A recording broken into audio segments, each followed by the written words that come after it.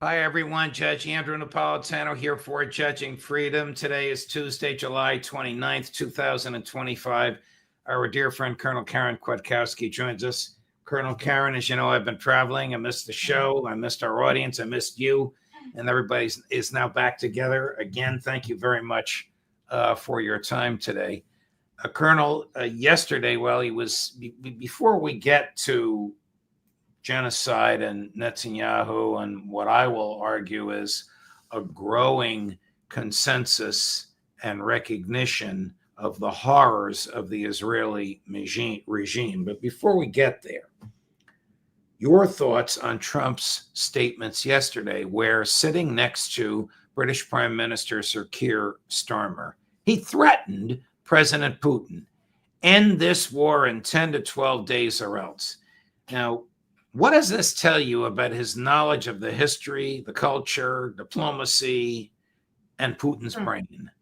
Yeah, he seems so out of his league, working as doing foreign policy, even being the United States president. Because what he says, and he says so much all the time, but what he says becomes the public face of the United States, at least to the other leaders of the world, and really the rest of the world. He's the most visible example of what it is, what America stands for. And when he says things like that, I mean, that is almost a throwdown. That's a bully throwdown.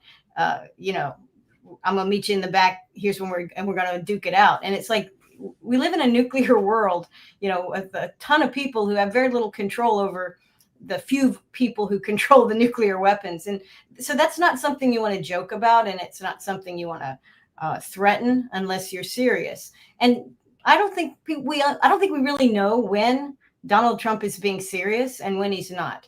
So I'm a little confused by it. He certainly, I think the response of the Russians in particular, at least the political class, as much as they've responded to him before, and that is basically, we'll just wait and see. We don't really know what he's talking about. I mean, but the concept of secondary tariffs, particularly at one of those absurd rates. So if India buys oil from Russia and you and I buy something from India, there will be an additional 50% tax on what we're buying in India. Doesn't he understand that these are sales taxes ultimately paid by the ultimate consumer, which in this case are Americans?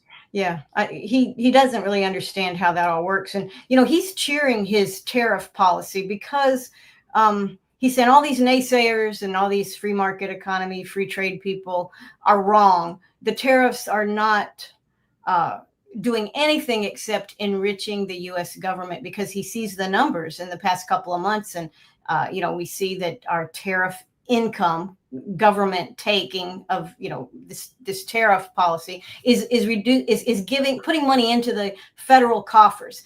And he sees those numbers and he confuses that. He confuses the federal government with a business that produces something that anybody on the planet actually wants. And it isn't. That's not what government is. We don't want, we don't bid on with our dollars for a good government. Only lobbyists do that. The average people, government just doesn't add much value. But he looks at it from the only experience he's ever really had, which is in business. And he says, oh, this property is making money. This policy, I charge the hotel people more money. I'm making money. And that is an illusion. I think it's not going to last in the long term. The American economy, much as the economy of many of our allies, is not healthy. The European economy is not healthy. Japan's economy is not healthy. Australia's economy is not healthy. The American economy is not healthy. But he's thinking that, oh, my policies are working and it's good. And if sanctions work, secondary sanctions will work that much better. And also I get to compel other countries to my will. Again, it's clown world. I'm sorry. I mean, you wonder why. And she's a militaristic odd duck herself, Ursula von der Leyen.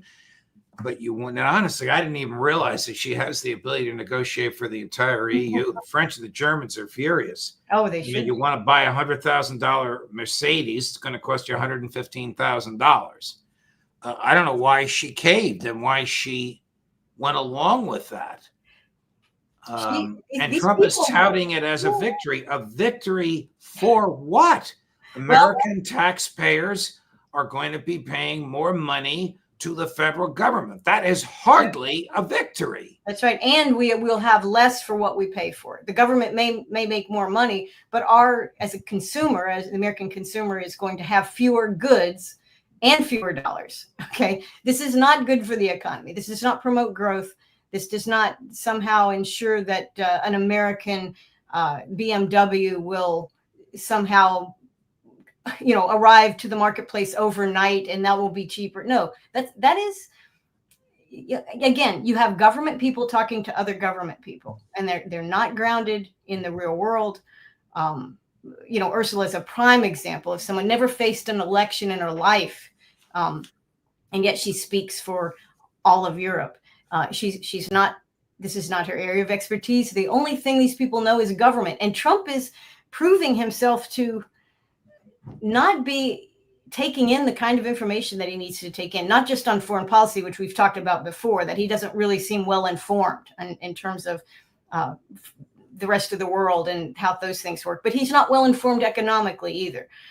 His treatment of, I love to see Fed, the chairman of the Fed get beat up, and I love to hear the Fed criticized, but Trump is not criticizing them because they're, pumping out money and destroying the economy and destroying the purchasing power of the dollar. That's not why he's mad at them. He's mad at them because they won't do more of it. Correct. Trump loves debt. Trump has boasted, even from his early years here as a developer of high-rise structures in New York City, he loves debt. And of course, he has gone, or his entities have gone bankrupt many, many times. Do you think this Epstein thing sticks? Do you think there's a there that Epstein was a Mossad asset, or that Trump, while not participating in this disgusting behavior, nevertheless, by being a friend of this person whose behavior was grave beyond imagining, is tainted? Well, what you have with Epstein is you have a lot of people who control policy in our government, and they control foreign policy, and they even control wars, whose wars we're going to fight. Okay. The evidence is pretty solid that, well, I shouldn't say solid. It is a fact, okay, that the feds told the prosecutor in Florida, who now works in the federal government, that hands off Epstein because he belongs to intelligence. They didn't say which one, right? But it's only going to be 1, 2, or 3. It's either the CIA, MI6, or Mossad. This is all these are your choices. We would not protect somebody that belonged to anybody else's intelligence. So that local federal prosecutor was put into Trump's cabinet. That's right. As the Secretary of Labor. I don't know where he is now, but he was the Secretary of Labor for the 4 years of Trump's first term.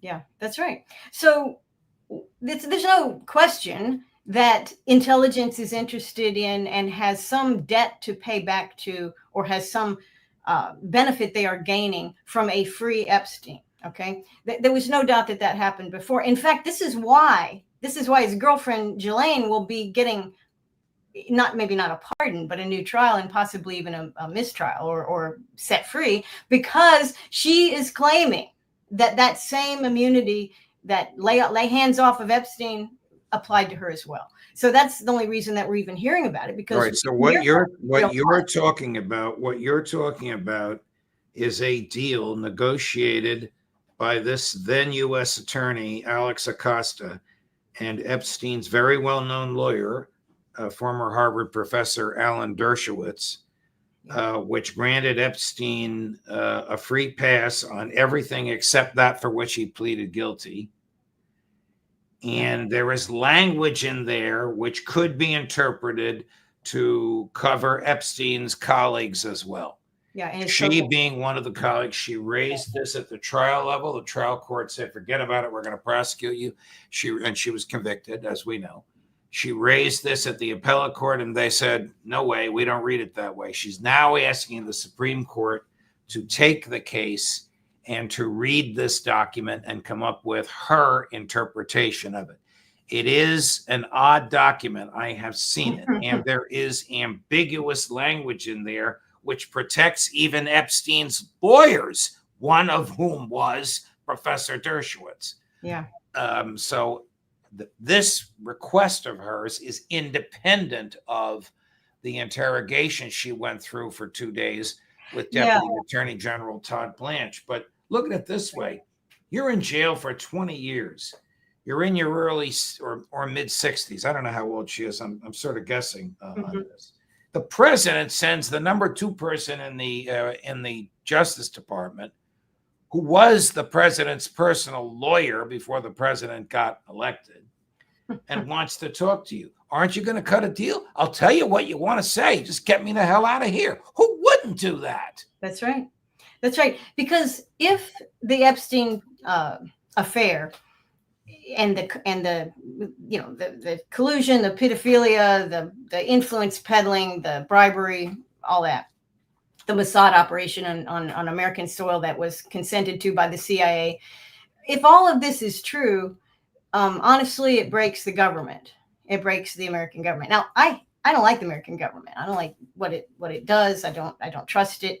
I don't think it's constitutional anymore. So I would cheer that. I'm okay with that. Break it wide open. But and I think a lot of the MAGA people feel that way. But Trump is in that government now, and he is working on his second term and final term legacy. And he doesn't want to. He doesn't want it to blow up. And he's all. And in fact, he reveals his true feelings early on when he said, why are you talking about Epstein when we should be talking about all the great things I've done so far? So he feels that this competes with his legacy and very likely could destroy. He's very concerned about his legacy. There's a bill that a Republican has introduced to change the name of the Kennedy Center to the Trump Center. You gotta be kidding me. No, I kid you not. And the government has begun taking measurements at, you ready for this? Mount Rushmore for another face. Oh my God. Oh my God is right. I think we need to. Who knows how these things are going to end up, but he's obviously fixated on his legacy. I want to talk about starvation and war crimes and genocide in Gaza. And before we do, I want you to hear the most absurd, unbelievable denial I've ever heard. Chris, cut number 17. Israel is presented as though we are applying a campaign of starvation in Gaza. What a bold-faced lie. There is no policy of starvation in Gaza, and there is no starvation in Gaza. We've enabled the amount required by international law to come in. There are hundreds and hundreds of trucks loaded with tons. So far, we've supplied 1.9 million tons of food since the beginning of the World War. How many lies can you count there? Oh, more than I have fingers on 2 hands for sure. He, of course, when he speaks in English, he generally is not telling the truth. I mean, I think he lies slightly less to his own people than he does to Americans.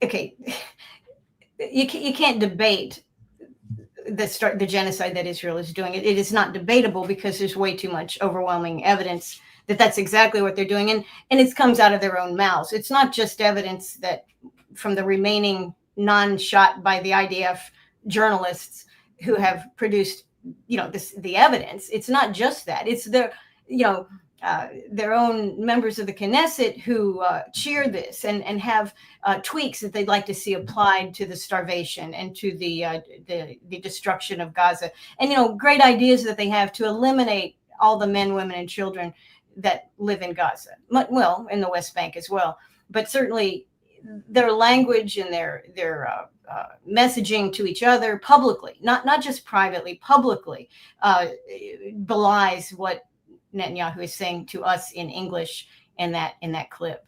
What does he say these 60,000 people have died from? And what do he says these babies who are skin and bones are dying from, but for the methodical slaughter and starvation caused by the IDF? Who does he think he's kidding? I don't know. I think he's past caring. The Israeli government is a little bit on the desperate side, and it's not just because global opinion is heavily and irreversibly against Zionism at this point. It cannot be. This is the bad thing. He's already lost the strategic game, and we knew this from the beginning, that strategy-wise, what Israel was doing was bad for Israel. And it's too far. They've gone, across the Rubicon. They cannot go back. The people who have seen Israel's and particularly political Zionism's true face cannot ever look away again. And we will, that is a loss. You can't even rebuild that. That's not something, like if you get in a fight with somebody and you say sorry, and then maybe, you can have a relationship again. No, it's way past that. No one will believe anything that Israel says, and anything they do from this point on. And this has been that way for over a year now for most people. Anything that Israel does will be seen as a warmongering act. It will be seen as a suspect, devious. There's no positive connotation to anything that Israel does in its foreign policy, and we believe them to lie consistently. So he can't win that back. It's a big problem. But I think the other problem is what some of your guests have talked about and what we're seeing, and that is economically and demographically, Zionist Israel is shrinking. Okay, their economy is shrinking. And part of it's the global economy, but a big part of it is the people don't want to do business with a country like that.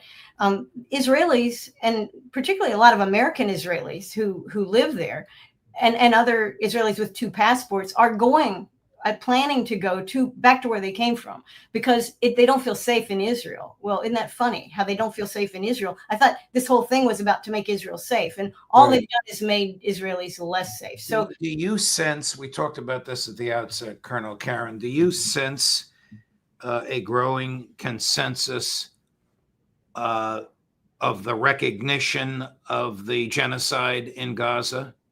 Well, I think globally there's been that consensus for quite a long time. I'm actually quite alarmed at the delay, really until last week, when the New York Times and the Washington Post and other major state media began to publish actual pictures and images. And nobody reads, so we need to see a picture of a starved child, on a moonscape somewhere. And that then communicates what this media outlet is intending to communicate. Now, we should have seen plenty of evidence out of mainstream media 2 years ago. Right. Well, I should say 2 years ago, but 18 months ago at least, and certainly a year ago, and certainly this past winter we should have seen it. But we're only now seeing it, and so that means somebody turned a switch. And I don't believe it's the media suddenly growing a conscience. I think it is now allowable for the West, and certainly for Americans now, to look into what Israel has wrought. And that scares me a little bit, because it was just as wrong 18 months ago. It was just as deadly, just as brutal, just as scientifically genocidal as it is today. Right. And people who said that, the protesters in college campuses were said, oh, you're not getting, they've been told now, we're withholding your degree because you protested against Israel. This insanity in our country I'm more worried about my own country. I think Israel is done for in terms of the Zionist government. It's just a matter of short. There have been some rumblings by other countries, one of which is a real odd duck that I'll ask you about. France announced that it will recognize a Palestinian state very soon. Mm-hmm. Today, Great Britain, I don't think Donald Trump was with them. They've been together for a couple of days, but I think Trump had already left Scotland. Mm-hmm. Prime Minister Starmer said the British government will recognize a Palestinian state in September unless the war is over and the starvation is addressed. I don't see how that's going to happen. No. And now this odd duck. You're going to have to explain this one to me, Colonel Karen, because you wrote about this. Sweden has outlawed online prostitution. Now, what does this have to do with Gaza? Oh, yeah. Well, on the surface, it doesn't have much to do with it. But the OnlyFans, which, of course, is owned by strong Zionist capitalists who have this, OnlyFans. I guess I've never participated in that, but I think it makes a lot of money. And it basically is online prostitution. But and they have what they call, I don't know if they're content producers or creative artists or whatever they're called. And, they have an opportunity via OnlyFans to sell their services online. They have been in Sweden. They've stopped that because they said, this is what the Swedish government said. They said, we need to make our laws that protect sex workers from abuse or whatever, from prostitution. They have some sort of prostitution laws that apply to real life prostitution. And the thinking behind these laws is to protect the innocent and the desperate people that sell their bodies for sex. So they said, in order to make our laws consistent, we're applying that to online stuff. OnlyFans is not going to be allowed. What's the connection with AIPAC? Yeah, nothing. And on the surface, it's zero. Okay, on the surface, it's nothing. It has nothing to do with Israel. Nobody can say they're anti-Zionist because they won't allow OnlyFans to make money on their country. But what happens? It turns out there was a massive BDS type movement, anti-Zionist protests, and particularly focusing on OnlyFans because it is owned by a strong, active Zionist who celebrates what Israel is doing apparently. And there was a popular, they said our government shouldn't support genocide, and that also means supporting companies that support genocide. And so here it is. So there's a kind of a diffuse connection. And are these OnlyFans owners major donors to AIPAC? Yeah. I think they were the top donor the year before last, I think 2023. The top donor to AIPAC. Yeah. You're telling me the top donor to AIPAC is a pornographer. Well, sure. The Swedish government is trying to put out of business for that reason.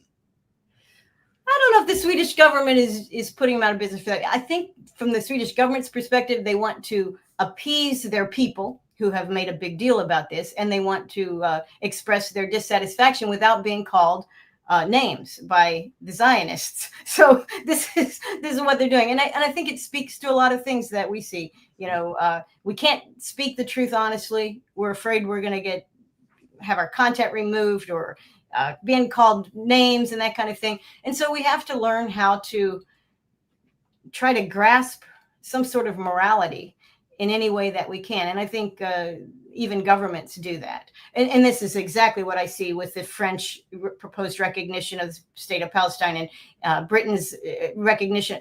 What state of Palestine?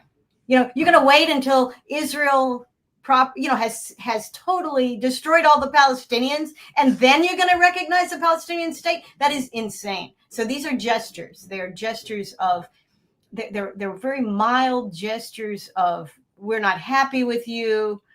Very weak, very weak. That's all the other gestures. And I think this thing with Sweden probably has more impact on what Israel cares about by banning OnlyFans there than this recognition of state of Palestine thing.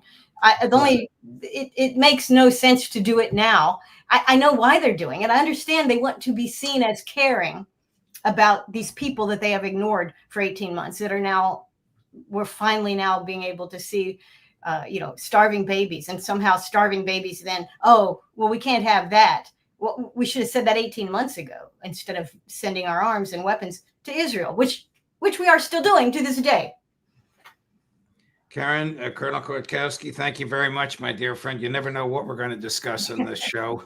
Thank you for all the brilliant essays you write, which are all posted at Judge Knapp and elsewhere. And thank you for your time. We look forward to seeing you next week. Absolutely. Thanks, Judge. All the best. Coming up, remaining today at 4 o'clock, right here, Professor Jeffrey Sachs, Judge Napolitano for Judging Freedom.